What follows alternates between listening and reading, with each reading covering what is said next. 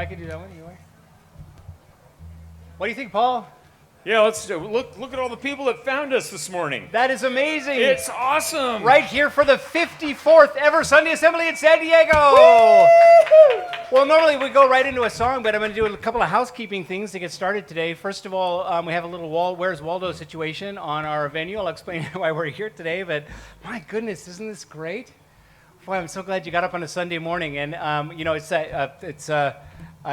felt when I was getting up at 7:30 that it was like early on a Sunday morning, and then I heard the news that somebody just broke the sub 2 hours and 2 minute marathon this morning for the first time in human history, well, recorded human history that we know of, and I'm like, well, I'm a slacker, so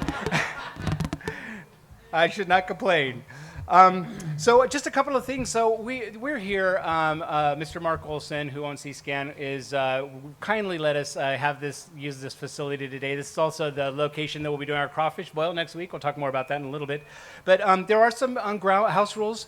First of all, I want to let you know that the bathrooms are the second doorway down there, the second open doorway down there. There's a cafeteria area there. It's where the children will be convening. So your children will be right in there. We can watch kids 1.5 up.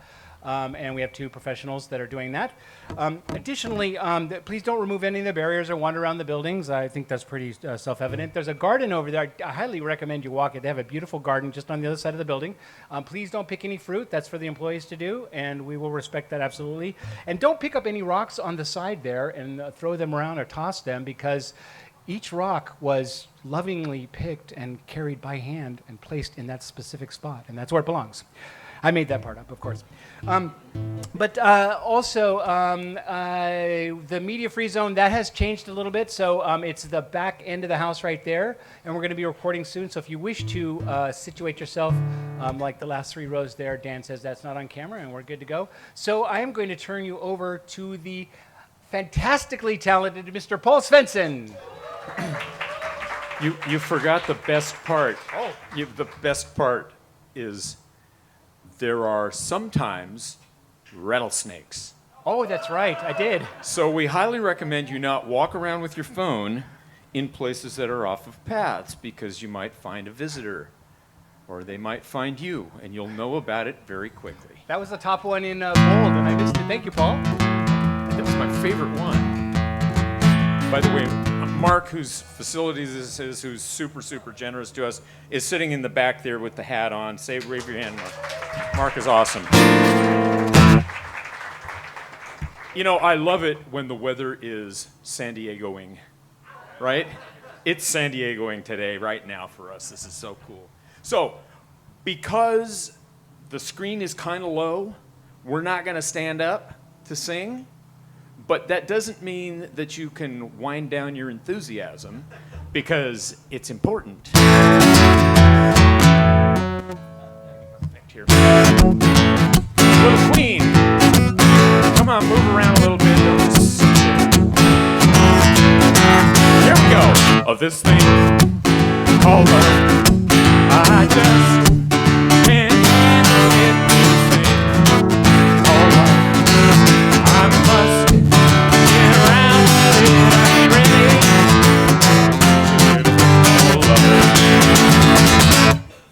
Oh, this thing called love. It cries in the trail of night. It shakes all like a jellyfish.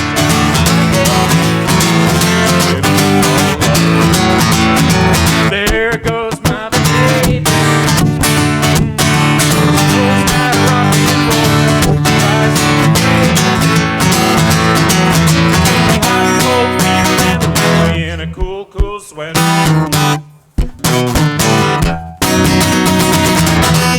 Gotta be cool, relax, come on, get hip, get on my tracks, take a back seat, hitchhike. You guys sound good. Take a long ride on my motorbike.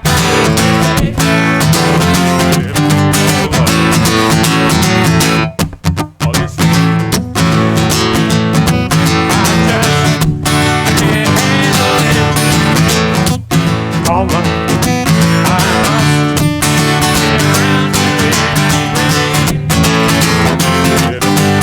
it.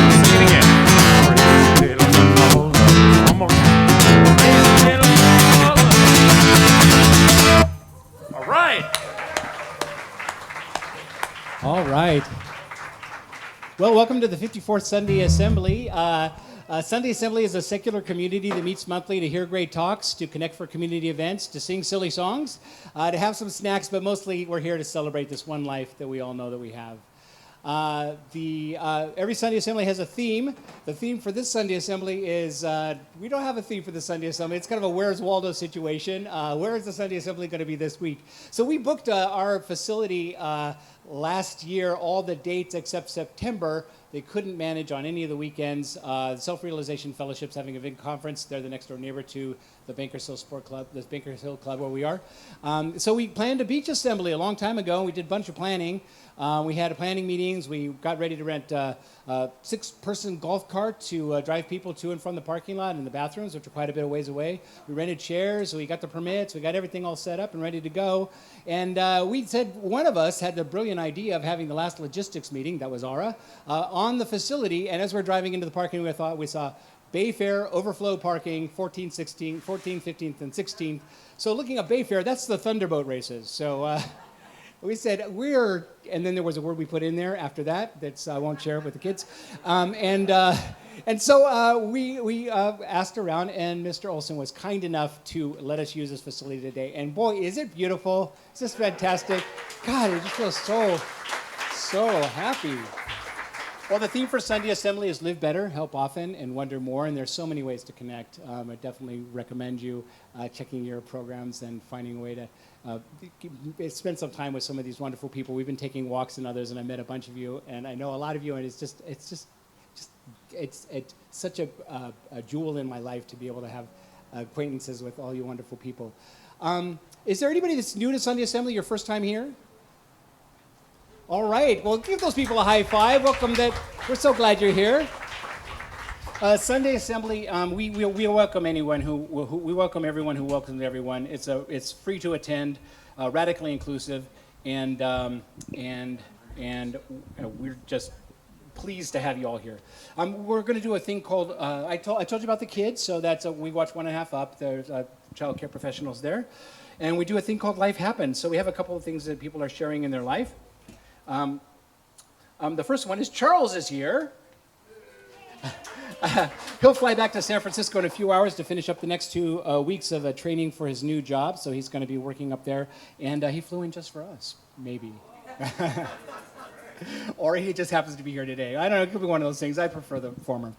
And also, somebody asked me to do this announcement, and we don't normally throw announcements into the mix later, but this one sounded like such a great idea.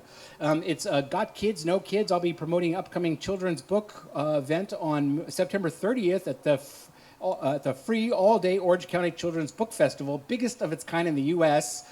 I'm sorry, that was B. You want to just say Dana? Sorry, Diana. You want to just do a quick little thing on that? Sure, yes, absolutely you can. Here, I'll even do that. All right.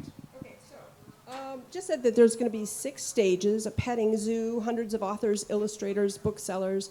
There's a new planetarium. Oh, it's at the Orange Coast College campus in Costa Mesa. It's about an hour-and-a-half drive from here. Completely free. I think there's going to be a sneak peek of the new planetarium. There's going to be an astronaut there. Oh gosh, forgot her name. But anyway, there'll be the speakers, and if you know anybody with kids, tell them about it. It's a good free day. Sunday, September 30th. All right, thank you very much. That's awesome. That sounds like a really fun event. We also do a thing called Help Happens, and I'm going to ask Alexis to come up and tell us what we're doing there, how we're helping out in the community.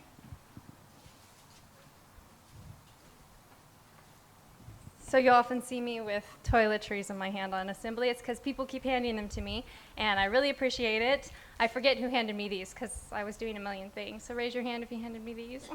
Thank you. So we do our feeding and supplying the homeless 2 times a month, every other Saturday. We did it last night. We just dropped off supplies, but a few of us stayed around and actually walked the street. So we ran into an issue with the permits. You can't get a permit to stand there and hand out meals. So what we have to do is we meet at the Albertsons, we buy our food, we build the sandwiches on the sidewalk, and then separate the string cheese, separate the toiletries into bags, and then we take our carts and we go several blocks and we go where people are. And that's important because of the city mandates, the street sweeps, they're being moved all the time. And that is the number one most stressful thing they will tell you about. It's not where to find a meal, it's where to keep your stuff safe. Because the street sweeps have been happening faster and faster, and people will get their entire tents thrown away, or they are supposed to be impounded, but they're not. That's not how it works out in reality for whatever reason. They've lost birth certificates, IDs, their cash, pictures of family they can't get back, among other things. So that is why we travel, permits and also going where they are forced to go. We meet on the 14th. We just had one yesterday, so it'll be not this next Saturday, but the next. The things we need: little toiletries, men's jeans, men's jackets. I say men's, the big ones. They're for everyone. Everybody kind of wants a big one.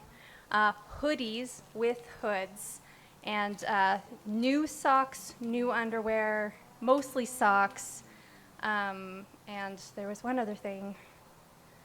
And just yourself, if you want to come. We get cases of water and we go out. Water bottles is another thing. So one quick story I wanted to share is there was a gal, I'll call her Dee, there with her little dog, and we bonded over this little dog who shares the first name with my husband. And we have stories about our Charleses. And and they're similar. And oh, he got into this again. Well, yeah, he found the Oreos. Universal. And she would see me and she knew me, and she was able to open up about her domestic abuse issues, about feeling when she's not safe. I was able to take our Sunday assembly money and go and personally buy her a blanket that would work for her where she was staying on the street. And today she is in a transitional housing, so she got off the streets. So thank you. That is fantastic. Thank you, Alexis. That's great. And when she says that we fix sandwiches on the street, it's at a table right there on the street, just so you know, respect for the people we feed. Reader today is Amy Leary. She'll be reading Routines by Tom Wayman. Hi. This is Routines by Tom Wayman. After a while, the body doesn't want to work. When the alarm clock rings in the morning, the body refuses to get up. You go to work if you're so keen. It says, me, I'm going back to sleep. I have to nudge it in the ribs to get it out of bed. If I had my way, I'd just leave you here, I tell it as it stands blinking. But I need you to carry your end of the load. I take the body into the bathroom, intending to start the day as usual with a healthy dump. But the body refuses to perform. Come on, I say between my teeth. Produce, damn you. It's getting late. Listen, this is all your idea, the body says. If you want some turds so badly, you provide them. I'd just as soon be back in bed. I give up. Flush, wash, go make breakfast. Pretty soon I'm at work, and all goes smoothly enough until the first break. I open my lunch pail and start to munch on some cookies and milk. Cut that out, the body says, burping loudly. It's only a couple hours since breakfast. 2 hours from this will be lunch. 2 hours after that is afternoon break. I'm not a machine that you can just force feed every 2 hours. It was the same way yesterday, too. I hurriedly stuff an apple in its mouth to shut it up. By 4 o'clock, the body is tired and even more surly. It will hardly speak to me as I drive home. I bathe it, let it lounge around. After supper, it regains some of its good spirits. But as soon as I get ready for bed, it starts to make trouble. Look, I tell it. I've explained this over and over. I know it's only 10 o'clock, but we have to be up in 8 hours.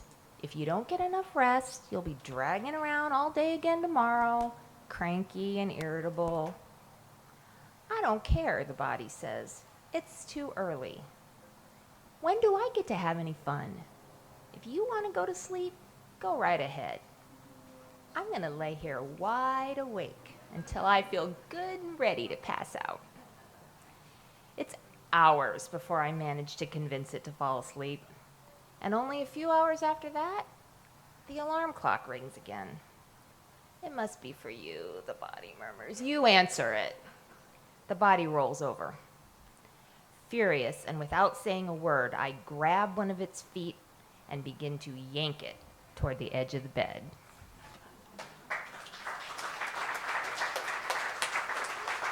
Amy, that was great. Thank you. So much fun. So this is a point where we usually have a speaker. Due to circumstances, our speaker today, we're actually going to see a TEDx talk from Kalina Silverman. And then afterwards, we're going to have a breakout session, and I'll explain that after we get how that works and what we're doing. And our technical professionals are hard at work at getting that set up, and they will have that queued up right about now, I suspect.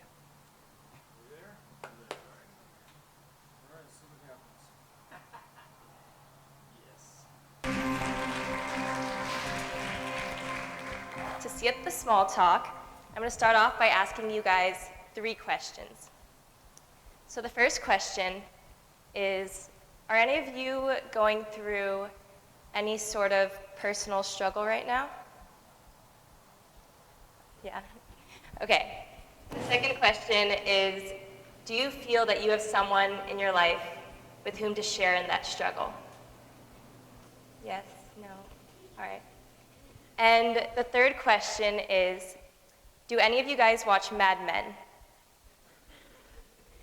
So I know I'm way behind on my seasons, but I just started getting into Netflix.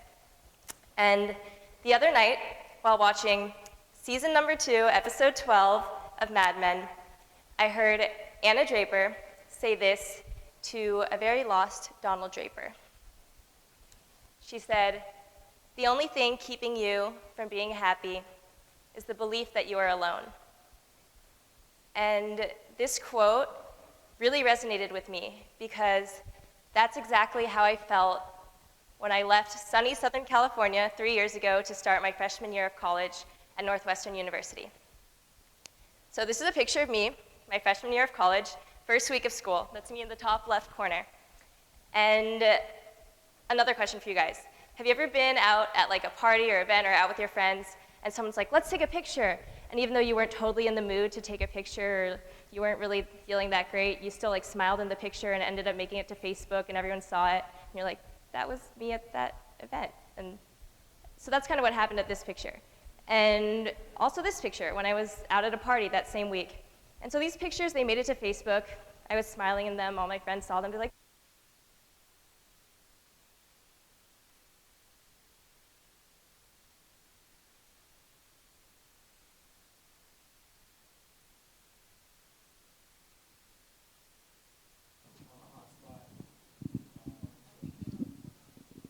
This usually happens to our speakers too, right in the middle of their speech. They to stop for about a minute and a half. So.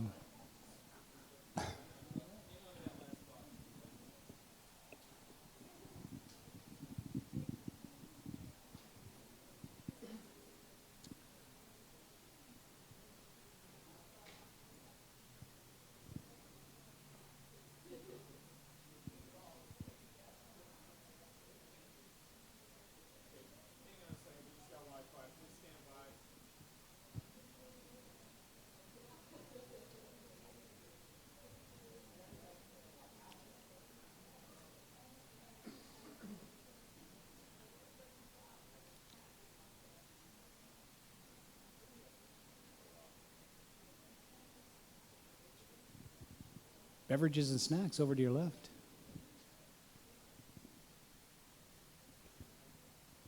"It looks like you're having a great time in college." And that's not really how I felt on the inside.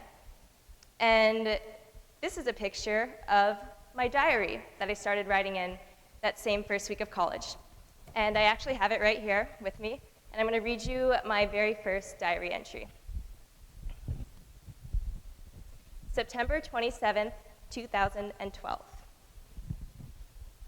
I wish I could start out my first entry with an ecstatic quote about life or how I love college so much, but since this is a personal journal, I can be honest and say I've never remembered feeling more lost in my entire life. I only 3/4 know that everything will work out and I'll be okay. I miss home and being surrounded by people who know me so well and love me for all that I am. And so that whole first year of college, I was plagued by this one question: who am I? I really had felt that I had lost my identity in leaving my home in California and leaving my friends behind to start college for the first time.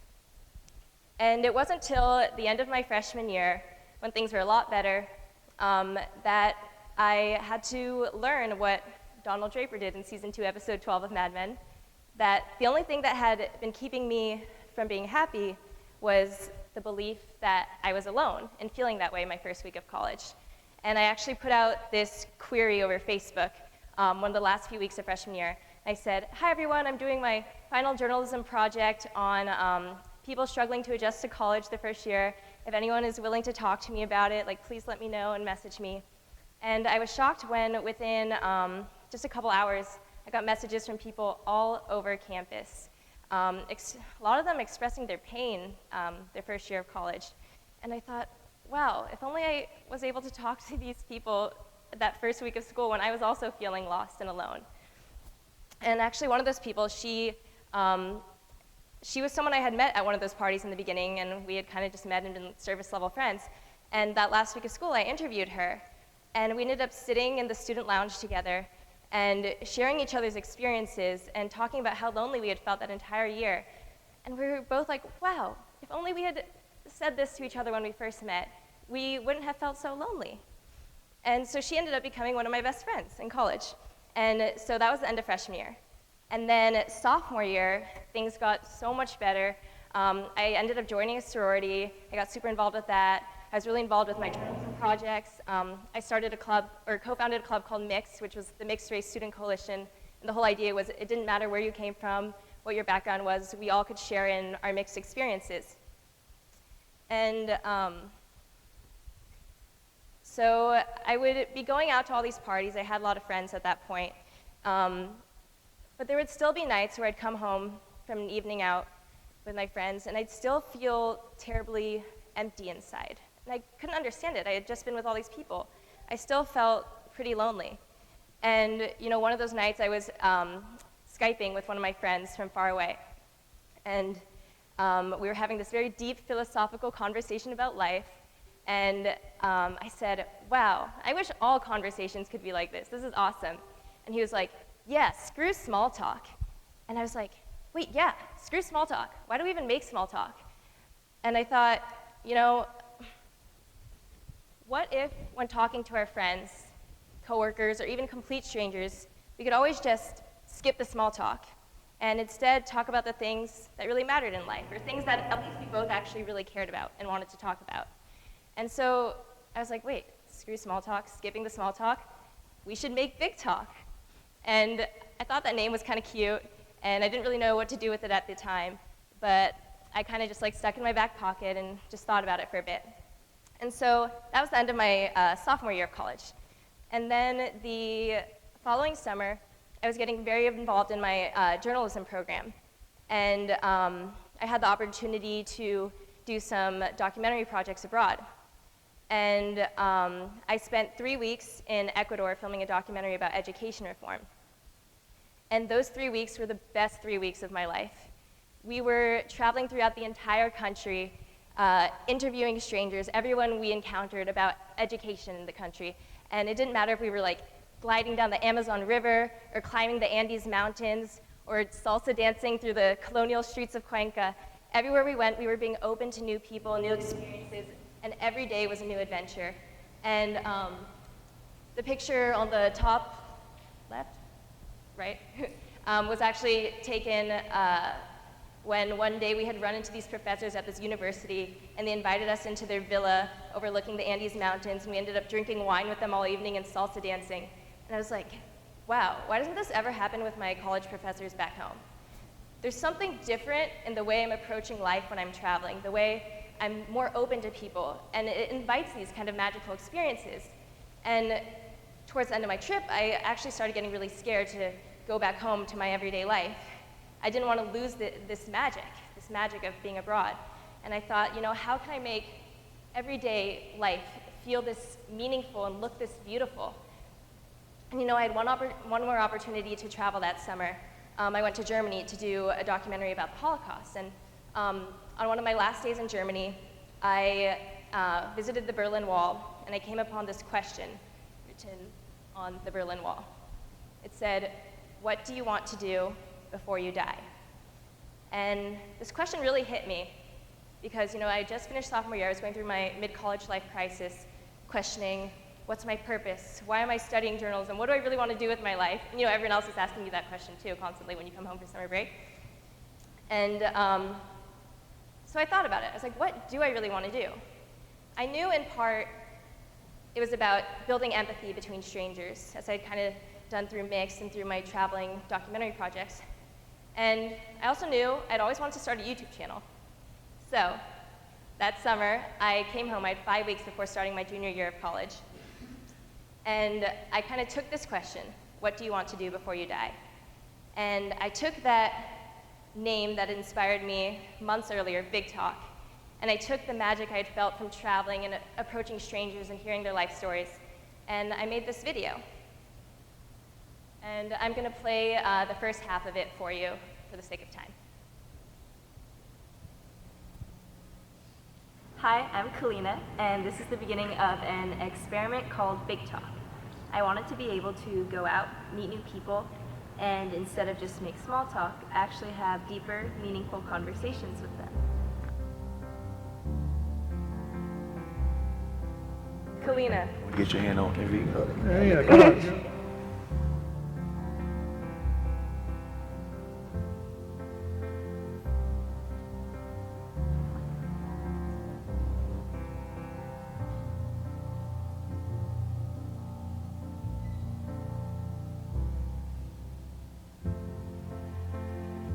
What do I want to do before I die?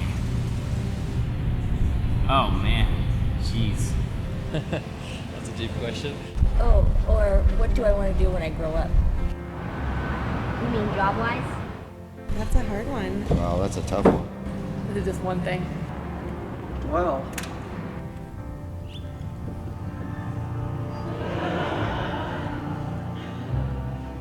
I want to learn how to scuba dive. Travel the Appalachian Trail. Go to the priest and make a confession. I'd like to be a herpetologist, somebody who studies reptiles and amphibians. see my kids graduate from college. Make every moment count. Live without any alcohol and drugs and problems, big problems like that, and just be happy day by day. Being able to reconcile with my father and say I love you to him. I want to have a wife and kids.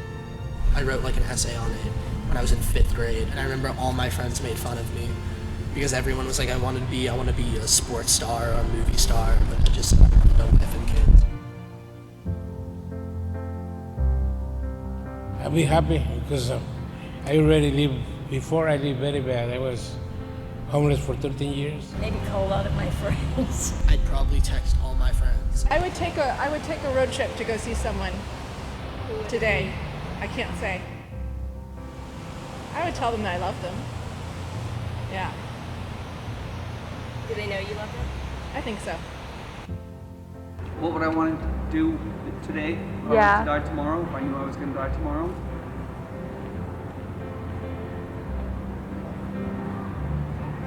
Be with my family. If I knew I was going to die tomorrow, I'd get on an airplane to go be with my son.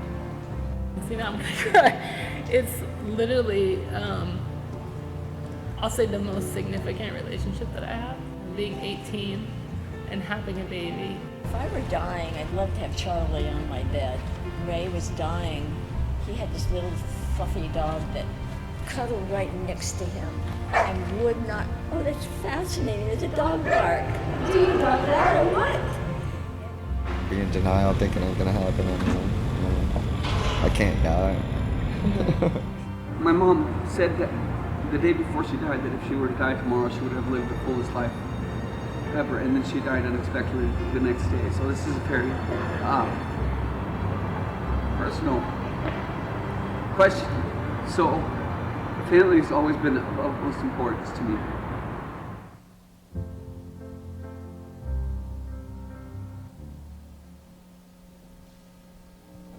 So that's half of the video. And in the rest of the video, just through those 2 questions, I was able to learn so much more about those strangers' life stories. And in making that video, I had kind of refound the magic that I was scared of losing from traveling and from my experiences interviewing people and just going out of my way to talk to people. And so I posted that video to my Facebook, and I was shocked when a girl who was an alum of my university who worked for the Huffington Post said, "I saw your video and I want to write an article about it." And I got so excited, and that's what she did. And after that, it sort of went viral, and it got featured on other sites like USA Today and Elite Daily and a few other different blogs. And because the video went viral, I started getting people from all across the world reaching out to me about this video I made. It didn't matter who they were or where they came from. I had a rabbi and a Christian Sunday school teacher both saying, you know, I want to use this kind of big talk strategy with my students. I had a soldier in Israel and a soldier in South Korea both reach out to me over Facebook message and say, we don't have enough big talk in the Army. I wish I could make big talk with my fellow soldiers. I had one woman reach out to me over Facebook message, and I actually started crying in the student lounge when I was reading this. And she said, Kalina, I think you saved my life. Watching this video made me realize that I need to quit smoking before it's too late. And I had a lot of college students too, who said that the story of, you know, my loneliness freshman year really resonated with them also.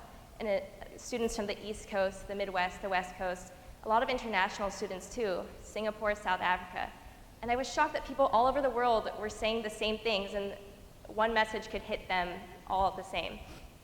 And I even had entrepreneurs in San Francisco who were really intrigued by the idea. I think like the name Big Talk is like kind of a 2-worded like startup-y name maybe. And then I had international models from Germany, Thailand, saying, you know, in the modeling industry, there's a lot of shallowness and we need more big talk there. And this all just came from a YouTube video. And a lot of people expressed a similar sentiment, and some people even said, I want to join your movement and make big talk. And I was like, wow, I never thought of this as a movement. And after that, I got so inspired to turn it into a movement. And I kind of came up with these new research questions. They were, you know, how do I scale big talk beyond just my own YouTube videos? How can we enable strangers to engage in deeper conversations right away? Like, how do we make it not weird to just skip the small talk and jump into big talk? And then, how do we take these universal life questions, like, what do you want to do before you die? Which you could ask any human being that question, right? And how do we use them as a tool for building empathy across boundaries of space and our external perceived differences? So I became really enthralled by these questions. And I started giving talks and workshops, make big talk workshops. And I created this deck of tiny cards, 90 mini big talk question cards. And every question had to be universal, like you could ask anybody, meaningful, thought-provoking, skips the small talk, and open-ended, that it would elicit a story that you could sit down with another human and hear their life story. And there were questions like, you know, what do you spend too much time doing? What is a new habit you want to form? What is your biggest fear? And I became more and more, to be honest, obsessed with the idea of growing big talk. And I was like, I want to, you know, like, I started reading entrepreneurship blogs, like how do you build like a big movement or kind of enterprise around it. And I was like, I'm going to take this idea to Silicon Valley. And that's what I did. I went to San Francisco and I led a big talk seminar at the Teal Summit. And I started hosting like these dinners with strangers, like big talk style dinners with strangers. And I would have people write their own big talk style questions too to ask each other. And then I started spending a lot of time behind my computer, figuring out how could I grow big talk. I put up this website where I was putting up all the events and the cards and everything. And then something weird started to happen. In trying to grow this movement that was all about, that originally was created out of my own loneliness freshman year and desire to meaningfully connect with people, I suddenly found myself feeling very alone and disconnected to the world. I forgot to mention that I also decided to take a leave of absence from university last year, halfway through my junior year of college, to work on Big Talk. And so a wise professor had once told me, before you go out and try to feed the world, you need to learn how to feed yourself. So that's what I did. I started asking myself, how can I scale these meaningful connections using new technologies without losing my own humanity in the process? And I was asking myself these Big Talk questions then, who am I? And what's most important in life? Why am I so passionate about Big Talk? And I started making Big Talk with myself. I took the deck of 90 mini Big Talk questions and started using them as journal entries and used Big Talk to reconnect with myself. And so now that I feel more comfortable with kind of re-understanding why I started in the first place, my original vision holds strong, and I'm ready to kind of embark on it again and understand that it takes time to figure out the big stuff. We're not going to figure it out right away. And the ultimate vision is to use Big Talk to build global empathy through the power of connection over sharing stories about our universal human experiences, but also, and just as important, to use Big Talk as a tool for understanding and connecting with yourself. And in light of the theme of today's TEDx, Thou Mayest, I want to leave you with one more Big Talk question to ask yourself. How can I take what I learned today to make my life different tomorrow? Thank you.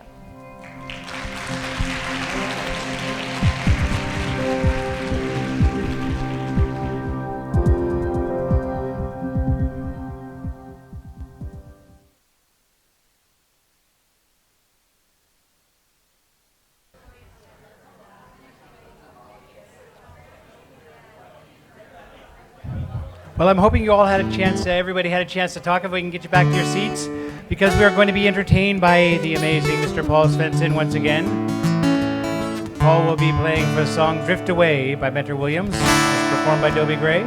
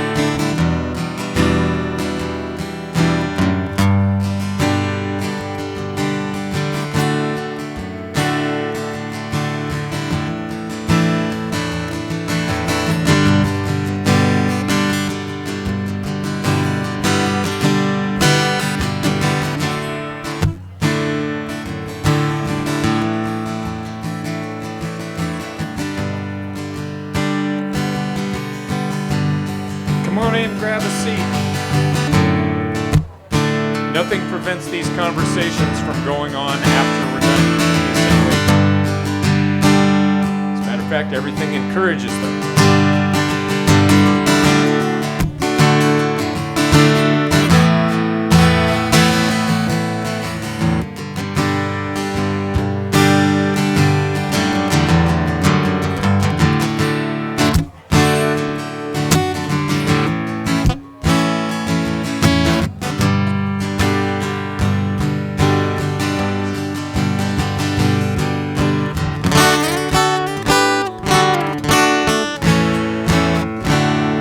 With me. Day after day I'm more confused. I look for the light or a rain.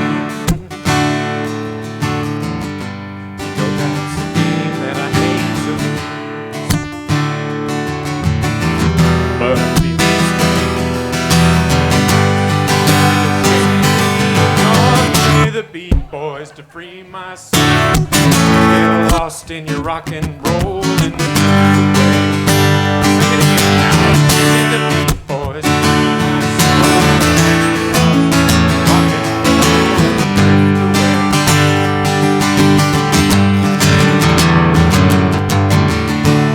drift away. Beginning to think that I'm wasting time. Don't understand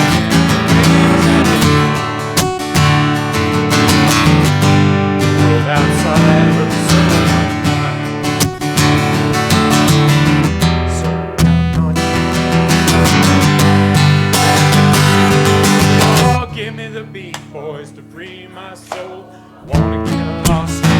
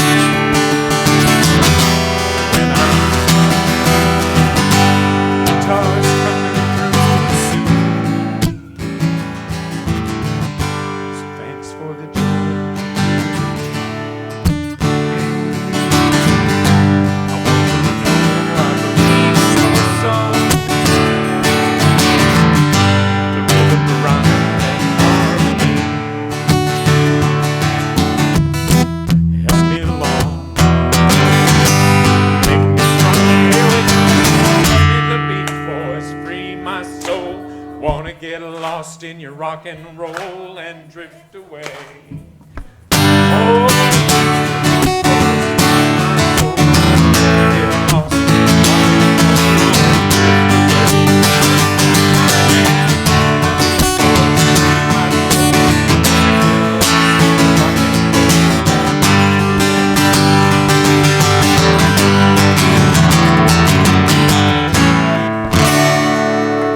great singing. You guys sound good today. Wow, so excellent. For the MC address today, we were going to have a beach assembly. I wanted the MC address just to be something that was fun, so I was focusing on that. And since it was going to be near the water, it was nautically themed. I'm not changing it. I only had a week, so we're going to go with that. What we're going to do is take some fun for some people is Disneyland. And Disneyland, for me, when I was a kid, was a lot of fun. I'm like hit and miss on it now, but when I was a child, I grew up in the '60s. Disneyland, they had a ticket book. The ticket book had A, B, C, D, and E tickets. An A ticket, and I think there was a free ticket to see animatronic Mr. Lincoln, because I think Walt really wanted you to do that. But there was an A ticket was like watching Mickey Mouse cartoons, or and a C ticket was the Peter Pan ride, or Mr. Toad's Wild Ride. A D ticket was the Tiki Room, which I really liked the Tiki Room.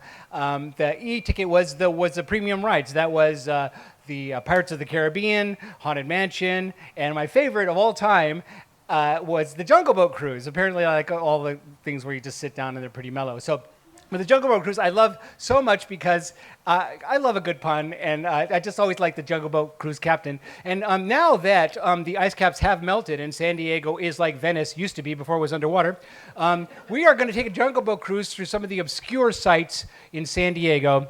And so we'll do that right now. First, let me get my boat started here. So you got to have a boat if you're having a cruiser. Get that going. Should have boat sound effect shortly.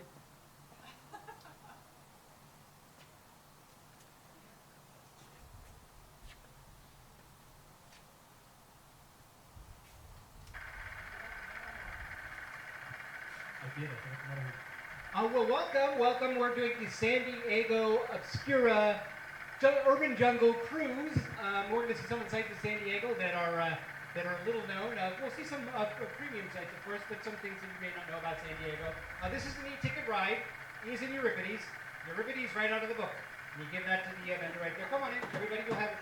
Well, we're going to be heading this way. I'm going to be steering like this, but I've done this a lot of times, so don't you worry. Just a couple of things. I got my pit helmet on for the thing. I also have a camouflage safari jacket, but I couldn't find it this morning. So, some safety precautions as you enter the boat. Please watch your children. If you don't, I won't. And please keep your hands and legs inside the boat. I don't know why I'm asking you to keep your legs inside the boat, because some of you look very flexible. Thought I'd mention it. Now our cruise, we're going to take a cruise. We're just going to start off here at our port, 3030 Front Street. That is the Indoor Sports Club. A little known thing about the Indoor Sports Club, you think that might be basketball or something that involves a shuttlecock, but no, it doesn't. Indoor sport, a sport at the time of the 1940s was most built, was somebody who had a good time. They went out and they did things. An outdoor sport was somebody who did things outdoor, and an indoor sport would be somebody who's differently abled or a wheelchair user, and that was an indoor sport. The club is made for anybody to come there, and that's why we love our facility so much, because although this term wasn't used then, ADA compliant, it's available for everybody, and we love any place that's welcoming for everybody. So we're going to start off here at 33rd Front Street, and we're going to go just a little bit north here. And then so over here on your, this will be your left side. You can see that's the Spruce Street Bridge. Now this is less in the neighborhood, just a few blocks up. This is a pedestrian suspension bridge, highly worth doing. It's right off Front Street there. This bridge connects one piece of land to another piece of land, so that's what bridges do. So we should probably call this a puente, because that's the Spanish word for bridge. And as you know, that is the language that bridges speak, Spanish. We're going to move on down the coast here, and we're going to go over there. You can see on your right side there, now that is not an obscure edifice at all. That's a huge conical edifice, is the Downtown Central Library. It is, however, underutilized. Maybe many of you have not been there yet. On the 8th floor, they have a panoramic view of San Diego. You can get coffee there. It's outside. There's a quiet room there. On the 3rd floor, there's 3D printers for anyone to use. There's a high school that's actually in the Central Library. This is true. It's also the facility that the first responders and the emergency people will convene in, because it is made to withstand any kind of earthquake, no matter what. And now you're going to be reading about more. They also have books at the library, apparently. Recently, I checked out a thesaurus from the library, but it wasn't a very good thesaurus. It was awful, so I took it back. I got another thesaurus, though. It was blank inside, and now I have no words to describe it. We're going to move on down there. You can see again on the right side there, that this there, that is white, and it's canvas and metal and glass. It's huge, but some of the things that take place are a little obscure. They have a little thing in July where like some people that are comic books come and they talk about Marvel versus DC, and they have a good time there. But not very many people are there, so you maybe don't know about that. And that, of course, is the Sunday Assembly San Diego headquarters. I could be wrong about that. So we're going to go up 6th Avenue. Now, as you know, 6th Avenue is basically a waterfall. So we are going to have to, there's no way that this little boat can go against the flow of the water, so we're going to have to turn this boat around and go backwards. There we go. Now we're almost there. This is the Laurel Street Canal. You can see that. By the way, I don't know if you knew this, but the game Monopoly is only made by one company. Think about that. So we're going to go down. You can see the fountain down the way there. We're going to go a little bit closer to the fountain. And over to the right here, this is the Reuben H. Fleet Science Center. You can learn a lot about science in the Science Center if you haven't been in there. You can learn about atoms. I don't favor them at all, because you can't trust them. They make up everything. Over here to the right is the Zorro Gardens. The Zorro Gardens was 6-acre sunken garden. It's a butterfly garden now. It was built in 1915, which in Roman numerals is MCMXV. I, for one, favor Roman numerals. The 1931 exposition here featured nudist performers there at the Zorro Gardens. That's what it's famous for, and they performed without any clothes on, absolutely naked. We're going to bear right and go up a little bit farther here. That is the carousel here. This is the Loop Carousel. It was built in 1910 in New York, and it was transported to Coronado initially for a place called Tent City, which is a little structure they had there. And it was brought over to Balboa Park in 1921. It sat at the site of the fountain and was moved in the 1960s over to its current position there. And that is I couldn't come up with a carousel pun. So we're just going to move on. We are going to we're going to go through the San Diego Zoo. Now, certainly not a obscure attraction at all. Matter of fact, there's some elephants bathing right there, but don't worry. They're modest. They have their trunks on. And, well, a trunk is a very important part of an animal, and there San Diego Zoo has lots of specific animal parts to look at. We're going to go see Apocalypse now. And there's a mountain lion right there. Now, we're very close to the mountain lion, 15 feet. That mountain lion can pounce about 25 feet, but don't worry, it'll just slip away. And we're going to go out east now. Now, you know, as far east as we can go is Encanto Beach, which is just south of Lemon Grove Point. But right here where the 94 Viaduct meets the 15 Aquifer, right at that connector, there's a house that you can see down there in the valley. Take a look at that. You can see the spiral chimneys, dual spiral chimneys, just as you're making the connector. This was the home of the boxer Archie Moore. Now, Archie Moore is the light heavyweight champion. He held the title longer than anyone else in the history of boxing for 10 years. He had a very, very long career. Archie Moore, they called him the Mongoose, and when he got older, they called him the old Mongoose, if that makes sense. But it's quite true. But if you look in there, and you have to take a really quick look at the swimming pool right there. That is in the shape of a boxing glove. You wouldn't know that if you didn't know. We're going to move up north now, and we're going to take a little bit of a trip up there. One thing, we're going to La Jolla. We're going to pass by Sunny Gem Cave, which is right there off Prospect Avenue. It was built in 1902, or that's when they started building it. It's the only accessible sea cave in California where you can go from the top all the way down into the sea cave. So definitely worth checking out. But it's close to UCSD, which we're going to go to UCSD right now, which is a venerable learning institute, University of California, San Diego. Really, only the brightest of minds graduate from UCSD. I happen to be an alum myself. I got a degree in Bachelor of Arts, which is why I went down to vote California. UCSD in the 1970s, the Vietnam War was raging on, and there was a fellow named George Min who was opposed to the Vietnam War. And right there in Ravel Plaza on May 11th, on a hot day, he was dousing himself with liquid, which the other students thought was water, but actually was gasoline. And George lit himself on fire. And the people from Cuyahoga Hall could see George as he screamed across the plaza, for God's sake, stop this war, stop this war. Other students came to his aid and they wrestled him to the ground and put out the fire. He was taken to the hospital. He died of second and third degree burns in 1970. There's a memorial for George. There's two now. There was one built last year, but there's an original memorial that was built by the students in UCSD. It's near the south and east of the Central Library, which is not in the center of UCSD. It was meant to be. There was going to be 21 colleges on there. There's 7 colleges or 6 colleges now. But it's a terracotta tile, and it actually has imprints of the glasses, keys, and some of his possessions. I know that's not very clear, so we're going to hit that one. We had one more stop to make along the way, but we did want to let you know that I could be wrong about this, but it seems to me that people want the same things. They want to love and be loved. They want to be safe, keep their family and friends safe, food, water, air. That's all they want. So remember, before you criticize anyone, make sure you walk a mile in their shoes. Because if you walk a mile in their shoes, they will not hear you when you criticize them. That's a very important thing to do. So we're going to stop by Presidio Park now on the way back. Presidio Park is one of the few things that is above ground. Now, the San Diego Zoo in the 1960s had a deer population that was so overpopulated they started selling their deer off. There was a person in Mission Hills who bought 2 of the deer. They bought a buck and a doe. The doe was a white doe. And the buck stopped there, but the doe got free. And for years and years off the 163 freeway, people could see the white doe at the 163 freeway. In 1975, the doe was trained across Taylor Street, and it looked like it was going to get hurt, so the animal control people came in and tranquilized the deer. Had a bad reaction to the tranquilizer, though, and the deer died. There was such an uproar, they called for an investigation, and the people of San Diego raised a whopping $800 to build a memorial for this white deer.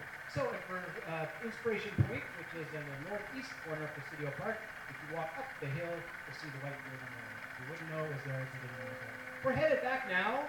That concludes our tour. Please make sure you keep your possessions with you, and that you're safe and have a good rest of your day. Thank you.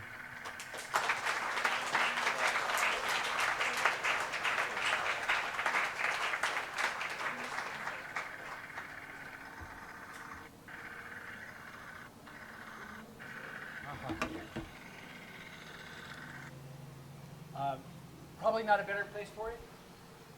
We will now take a minute for a moment of silent reflection.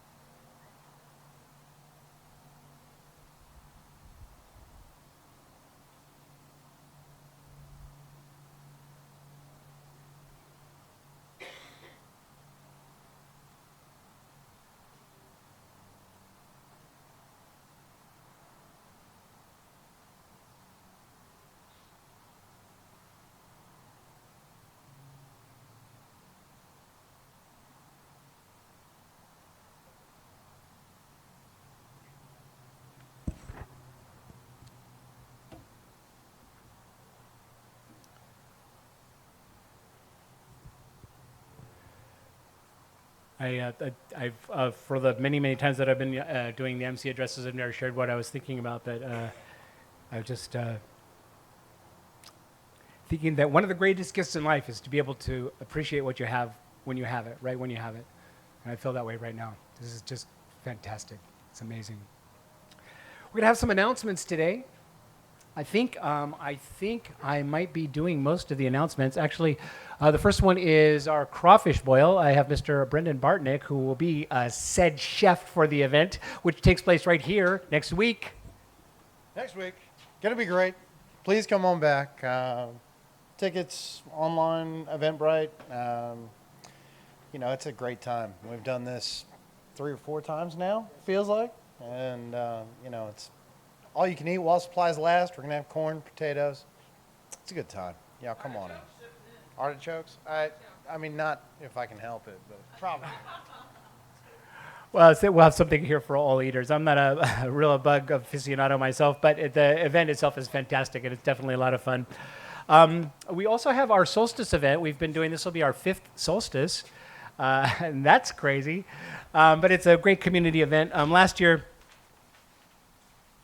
we changed the event a little bit, and we did the pricing structure. It was priced a little high for a family of 4 or 5, but now we're committed to making this a $10 event and nothing else. It's just a really great time, that time of year when everyone else is celebrating, to celebrate this one life we know we have and to be able to spend some time in community.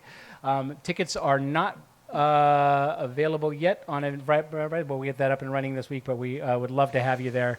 We did take some of the feedback that we got last time for the menu and the food and things like that, and I think we've got things squared away. We had our first meeting on that. I'm very satisfied that we're going to have a fantastic event, so I hope you're there. Once again, and a perfect song for today, we're going to have Paul Svensson, who is going to sing for us and lead us in the song Don't Worry, Be Happy with Bobby McFerrin. Yes, I am. As soon as I get my little shark in place here. Perfect.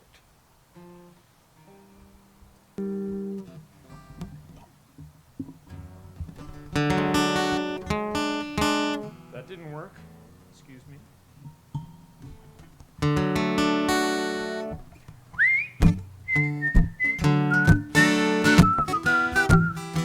Pucker up and whistle.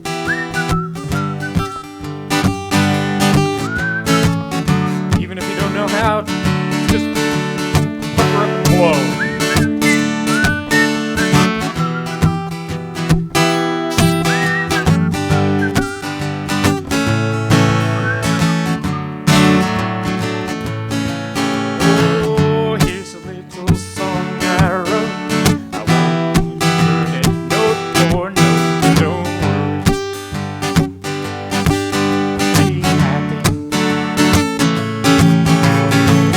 Every life we have some trouble.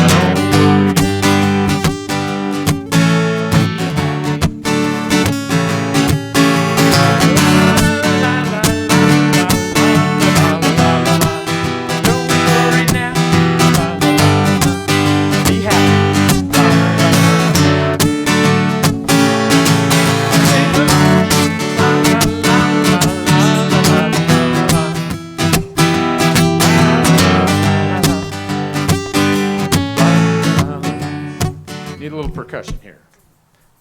Got it? Now you sang this song I wrote. Glad you looked at no more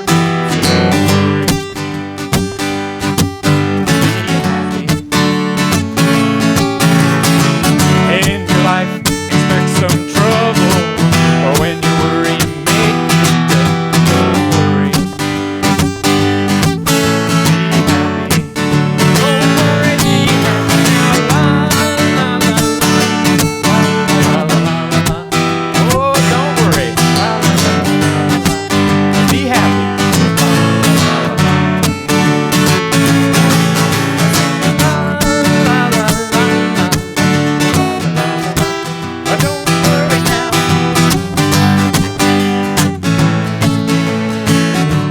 Whistling.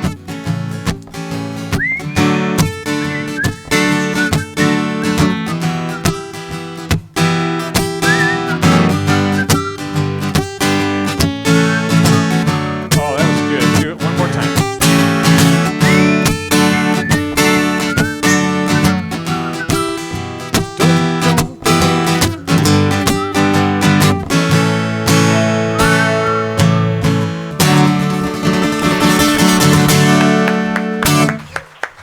Thank you, Paul. That's amazing. That's in the Bobby McFerrin tradition entirely with his mouth. That was fantastic. It sounded just like a guitar. That was amazing. So we have coffee, tea, and snacks. We'll be at 3030 Front Street, October 31st. Martin, 21st, I'm sorry. Martin right there is our speaker. He will be there. So, and he's the one who brought the big talk card. So thank you very much for that, Martin. Once again, let's thank Mr. Mark Olson for hosting us here this week and next week. We really appreciate it, Mark. That's so awesome that you're doing.